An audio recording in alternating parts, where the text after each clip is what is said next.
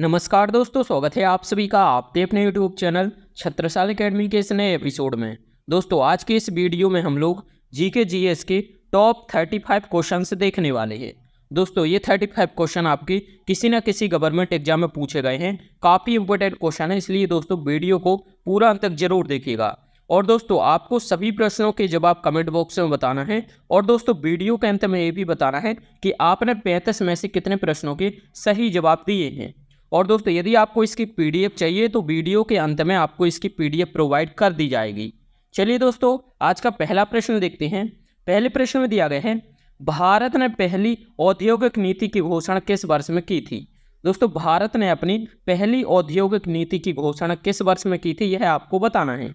Option में दिया गया है 1948, 1956, 1964 और 1972। दोस्तों भारत ने अपनी पहली औद्योगिक नीति की घोषणा 1948 में की थी, तो ये हमारा राइट आंसर हो जाएगा। और दोस्तों इसी योजना के तहत भारत में मिश्रित अर्थव्यवस्था अपनाई गई है, तो ये आपको याद रखना है। चलिए नेक्स्ट देखते हैं। अगला प्रश्न दिया गया है, भारतीय संविधान के निर्माता किसे माना जाता है। दोस्तों भारतीय संविधान के निर्माता किसे माना जाता है। ऑप्शन में दिए गए हैं भीमराव अंबेडकर, जवाहरलाल नेहरू, महात्मा गांधी, बेनेगल नरसिंह राव। दोस्तों इसका राइट आंसर हो जाएगा ऑप्शन ए, भीमराव अंबेडकर भारतीय संविधान के निर्माता माने जाते हैं और इन्हें संविधान का पिता भी कहा जाता है। और दोस्तों बेनेगल नरसिंह राव, इन्होंने दोस्तों भारतीय संविधान का प्रारूप जो तैयार किया था वह इन्होंने ही तैयार किया था, तो ये आपको याद रखना है। अगला प्रश्न दिया गया है दोस्तों, वर्ष 2024 में कौन सी लोकसभा के चुनाव हो रहे हैं। दोस्तों ऑप्शन में दिया गया है 15वीं, 16वीं, 17वीं या फिर 18वीं। दोस्तों वर्ष 2024 में 18वीं लोकसभा के चुनाव किए जा रहे हैं, तो दोस्तों डी इस क्वेश्चन का राइट आंसर हो जाएगा। दोस्तों यह चुनाव 7 चरणों में कंडक्ट किया जा रहा है और दोस्तों इसके परिणाम है जो वह 4 जून को आएंगे, यह आपको याद रखना है। यदि आपसे पूछे कि पहले जो चुनाव लोकसभा के पहले चुनाव थे वह कब हुए थे, तो दोस्तों 1951-52 में भारत में लोकसभा के पहले चुनाव हुए थे, आपको याद रखना है। चलिए दोस्तों अगला प्रश्न देखते हैं। अगले प्रश्न में दोस्तों दिया गया है, जीडीपी का विस्तार रूप क्या है। दोस्तों जीडीपी का आपको विस्तार रूप बताना है कि क्या है। दोस्तों इसका राइट आंसर हो जाएगा ग्रॉस डोमेस्टिक प्रोडक्ट। यह दोस्तों जीडीपी का फुल फॉर्म है, तो दोस्तों 20 क्वेश्चन का राइट आंसर हो जाएगा। दोस्तों इसे हम लोग हिंदी में सकल घरेलू उत्पाद भी कहते हैं, तो यह आपको याद रखना है। अगला प्रश्न देखते हैं दोस्तों, दिया गया है, दादा साहेब फाल्के पुरस्कार किससे संबंधित है। दोस्तों यहाँ पर दादा साहेब फाल्के पुरस्कार पूछा गया है, यह किससे संबंधित है। ऑप्शन में दिया गया है संगीत, शांति, सिनेमा या फिर साहित्य। जो भी सही आंसर है आप लोग कमेंट बॉक्स में जरूर बताइए। दोस्तों दादा साहेब द्वारा पहली फीचर फिल्म यह 1913 में राजा हरिश्चंद्र बनाई गई थी। और दोस्तों दादा साहेब फाल्के पुरस्कार की शुरुआत 1969 में हुई थी, आपको याद रखना है। दोस्तों दादा साहेब फाल्के पुरस्कार यह सिनेमा के क्षेत्र में दिया जाता है, तो सी इस क्वेश्चन का राइट आंसर हो जाएगा।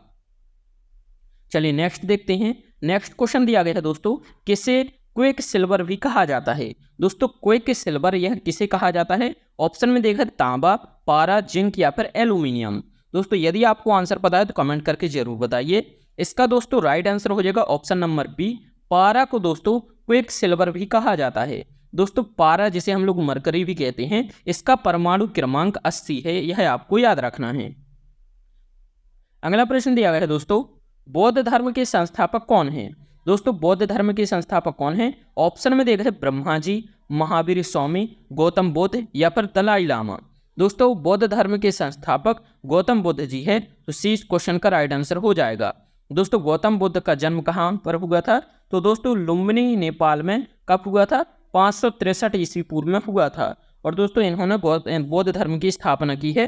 दोस्तों महावीर स्वामी ये कौन थे, तो यह दोस्तों जैन धर्म के 24वें तीर्थकार थे, आपको याद रखना है। चलिए नेक्स्ट क्वेश्चन देखते हैं। नेक्स्ट क्वेश्चन दिया गया है दोस्तों, किस राज्य में एशिया का सबसे बड़ा ट्यूलिप गार्डन स्थित है। दोस्तों एशिया का सबसे बड़ा ट्यूलिप गार्डन यह किस राज्य में स्थित है। ऑप्शन में दिया गया है उत्तराखंड, असम, जम्मू और कश्मीर या फिर सिक्किम। दोस्तों राइट आंसर हो जाएगा इसका, एशिया का सबसे बड़ा ट्यूलिप गार्डन यह जम्मू कश्मीर राज्य में स्थित है, तो सी इस क्वेश्चन का राइट आंसर हो जाएगा। चलिए दोस्तों नेक्स्ट क्वेश्चन देखते हैं। नेक्स्ट क्वेश्चन दिया गया है, महात्मा गांधी जी द्वारा भारत छोड़ो आंदोलन कब शुरू किया गया था। दोस्तों ऑप्शन में देखा है 1942, 1945, 1943 या फिर 1944।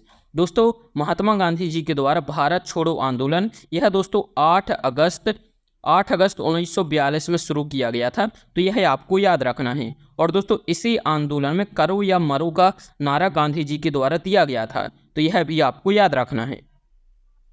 नेक्स्ट क्वेश्चन दिया गया है दोस्तों, भारत एक संप्रभु लोकतांत्रिक गणराज्य कब बना? दोस्तों भारत एक संप्रभु लोकतांत्रिक गणराज्य कब बना था? ऑप्शन में देखा है 26 जनवरी 1950, 15 अगस्त 1947, 30 जनवरी 1948 या फिर 26 नवंबर 1929। दोस्तों भारत एक संप्रभु लोकतांत्रिक गणराज्य यह 26 जनवरी 1950 को बना था, तो ये इस क्वेश्चन का राइट आंसर हो जाएगा। और दोस्तों 15 अगस्त 1947 को आप सभी जानते हैं कि भारत आजाद हुआ था।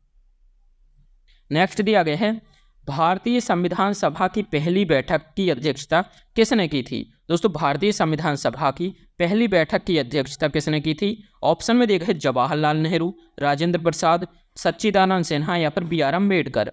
दोस्तों भारतीय संविधान सभा की पहली बैठक की अध्यक्षता सच्चिदानंद सिन्हा ने की थी और यह 9 दिसंबर 1946 में हुई थी। आपको याद रखना है कब?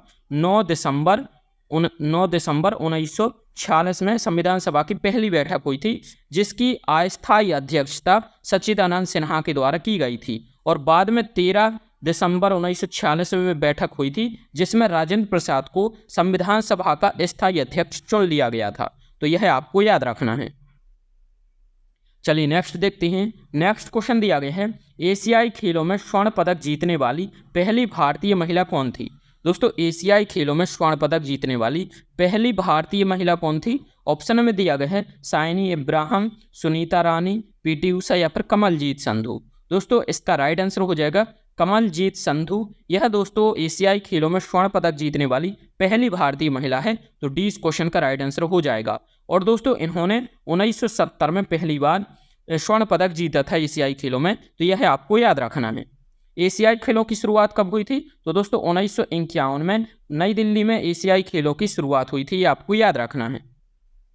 चलिए नेक्स्ट देखते हैं। नेक्स्ट क्वेश्चन दिया गया है, निम्नलिखित में से किसे पद्म विभूषण से सम्मानित नहीं किया गया है? तो दोस्तों ऑप्शन में दिए गए विश्वनाथन आनंद, एडमंड हिलेरी, सचिन तेंदुलकर या फिर सुनील गावस्कर। दोस्तों पद्म विभूषण से सुनील गावस्कर को सम्मानित नहीं किया गया है, तो डी इस क्वेश्चन का राइट आंसर हो जाएगा। जबकि विश्वनाथन आनंद, एडमंड हिलेरी और दोस्तों सचिन तेंदुलकर इनको पद्म विभूषण से सम्मानित किया गया था, तो यह आपको याद रखना है। अगला प्रश्न देखते हैं। दिया गया है दोस्तों, निम्नलिखित में से भारत रत्न जीतने वाला पहला खिलाड़ी कौन है? ऑप्शन में देगा सचिन तेंदुलकर, रामचंद्र राव, मदन मोहन मालवीय या फिर अटल बिहारी वाजपेयी। दोस्तों इसका राइट आंसर हो जाएगा सचिन तेंदुलकर भारत रत्न जीतने वाले पहले भारतीय खिलाड़ी हैं। और दोस्तों इन्होंने 2014 को भारत रत्न प्राप्त किया था, तो यह आपको याद रखना है। अगला प्रश्न देखते हैं। कुंभ का मेला मध्य प्रदेश के किस शहर में लगता है? दोस्तों कुंभ का मेला मध्य प्रदेश के किस शहर में लगता है? ग्वालियर, भोपाल, उज्जैन या फिर इंदौर। राइट आंसर हो जाएगा दोस्तों उज्जैन में कुंभ का मेला हर 12 वर्षों के बाद लगता है, तो सी इस क्वेश्चन का राइट आंसर हो जाएगा। अगला प्रश्न दिया गया है दोस्तों, टमाटर का लाल रंग किसकी उपस्थिति के कारण होता है? दोस्तों टमाटर का जो लाल रंग होता है यह दोस्तों लाइकोपीन की उपस्थिति के कारण होता है, तो दोस्तों 20 क्वेश्चन का राइट आंसर हो जाएगा। अगला देखते हैं दोस्तों, दिया गया है निम्न खेलों में से किसके साथ नेहरू का क्लब का संबंध है? ऑप्शन में दिया गया है फुटबॉल, हॉकी, क्रिकेट या फिर वॉलीबॉल। दोस्तों राइट आंसर हो जाएगा इसका फुटबॉल के साथ संबंध है नेहरू का क्लब का, तो इस क्वेश्चन का राइट आंसर हो जाएगा। दोस्तों नेहरू का क्लब यह है दोस्तों नॉर्थ ईस्टर्न भारत में स्थित है, यह आपको याद रखना है।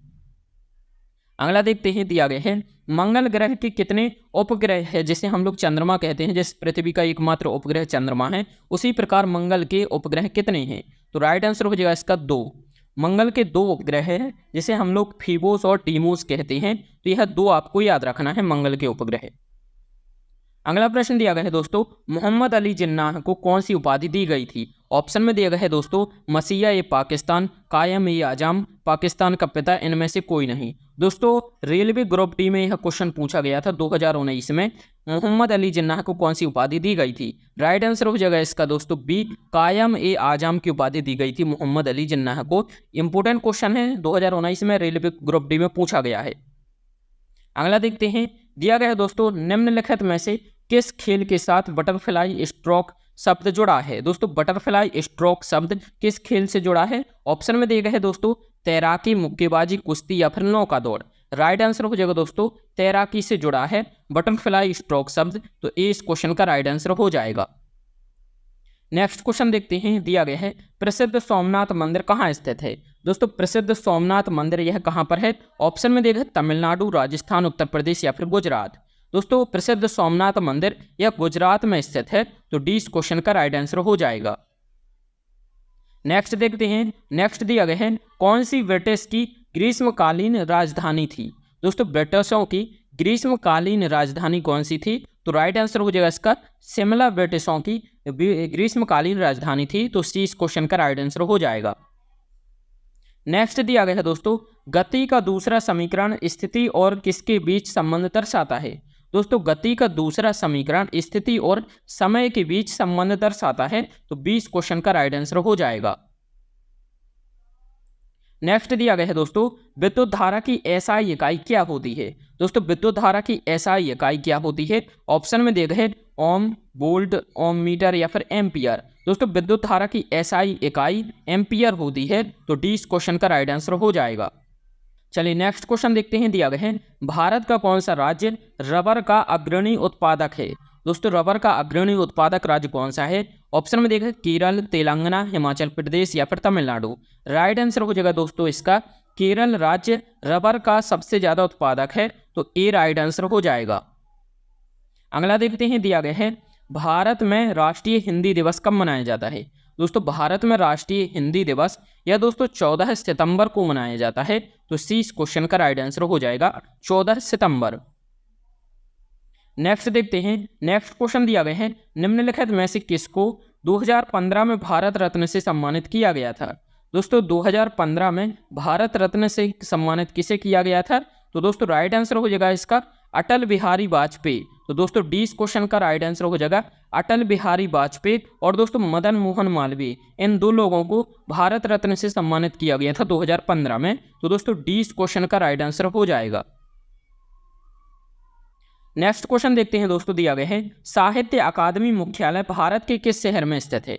दोस्तों साहित्य अकादमी मुख्यालय भारत के नई दिल्ली शहर में स्थित है, तो डी इस क्वेश्चन का राइट आंसर हो जाएगा। नेक्स्ट देखते हैं, दिया गया है, निम्नलिखित में से कौन प्रसिद्ध तैराकी चैंपियन है? दोस्तों कौन प्रसिद्ध तैराकी चैंपियन है? दोस्तों ऑप्शन में दिया गया है गगन नारंग, मीराबाई चानू, दीपिका कुमारी या फिर संदीप सहजवाल। दोस्तों राइट आंसर हो जाएगा इसका संजीव सहजवाल, यह दोस्तों प्रसिद्ध तैराकी चैंपियन है, तो डी इस क्वेश्चन का राइट आंसर हो जाएगा। नेक्स्ट क्वेश्चन दिया गया है दोस्तों, शक्ति स्थल एक सौर ऊर्जा पार्क है जिसका उद्घाटन निम्नलिखित में से किस राज्य में हुआ था? दोस्तों ऑप्शन में दिया गया है उड़ीसा, असम, छत्तीसगढ़ या फिर कर्नाटक। दोस्तों शक्ति स्थल और सौर ऊर्जा पार्क यह दोस्तों कर्नाटक राज्य में स्थित है, तो डी राइट आंसर हो जाएगा। नेक्स्ट दिया गया है दोस्तों, भारत सरकार द्वारा किस वर्ष में ध्यानचंद पुरस्कार की स्थापना की गई थी? दोस्तों ध्यानचंद पुरस्कार की स्थापना कब की गई थी? तो राइट आंसर हो जाएगा 2002 में ध्यानचंद पुरस्कार की शुरुआत की गई थी, तो ए इस क्वेश्चन का राइट आंसर हो जाएगा। नेक्स्ट क्वेश्चन दिया गया है दोस्तों, राजा अशोक द्वारा लड़ा और जीता गया अंतिम युद्ध कौन सा था? दोस्तों राजा अशोक द्वारा लड़ा गया और जीता गया अंतिम जो युद्ध था वह कौन सा था? तो राइट आंसर हो जाएगा इसका कलिंग का युद्ध था, सी इस क्वेश्चन का राइट आंसर हो जाएगा। और यह कब हुआ था? 261 BC में हुआ था, 261 ईस्वी पूर्व में हुआ था, तो यह आपको याद रखना, सी इस क्वेश्चन का राइट आंसर हो जाएगा। नेक्स्ट क्वेश्चन दिया गया है दोस्तों, CRPF यानी सेंट्रल रिजर्व पुलिस फोर्स, केंद्रीय रिजर्व पुलिस बल की स्थापना कब हुई थी? दोस्तों ऑप्शन में देखा है 27 जुलाई 1939, 1 दिसंबर 1965, 10 मार्च 1969 या फिर 22 सितंबर 1986। दोस्तों CRPF की स्थापना 27 जुलाई 1939 में हुई थी, तो ए इस क्वेश्चन का राइट आंसर हो जाएगा। यदि दोस्तों हम लोग बात करें तो बीएसएफ की स्थापना, तो बीएसएफ की स्थापना 1 दिसंबर 1965 में हुई थी। बीएसएफ की स्थापना। सीआईएसएफ की बात करें, सीआईएसएफ की स्थापना कब हुई थी? तो 10 मार्च 1969 में हुई थी सीआईएसएफ की स्थापना।